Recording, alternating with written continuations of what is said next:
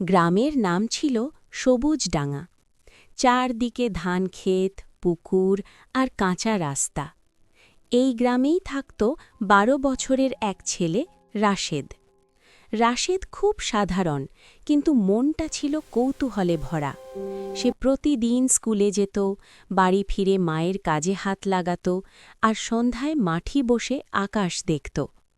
এক বর্ষার সকালে গ্রামে হঠাৎ পানি জমে গেল। কাঁচা রাস্তা ভেঙে পড়ল, স্কুলে যাওয়া কঠিন হয়ে উঠল। অনেকেই ভাবল কয়েকদিন পড়াশোনা বন্ধ থাকলেই ভালো, কিন্তু রাশেদের মন মানল না। সে ভাবল একটু চেষ্টা করলে পথটা আবার চলার মতো করা যায়।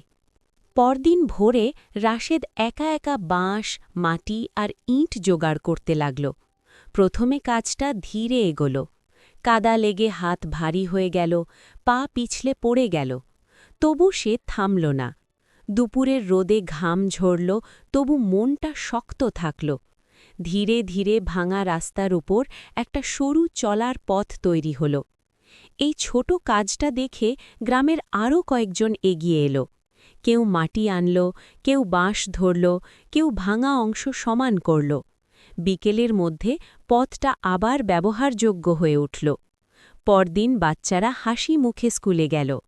রাশেদ সেদিন বুঝল, বড় পরিবর্তনের জন্য বড় শক্তি লাগে না, লাগে ছোট সাহস, নিয়মিত চেষ্টা আর সঠিক মনোভাব। ভিডিওটা ভালো লাগলে লাইক দিও আর আমাদের চ্যানেলটা সাবস্ক্রাইব করো।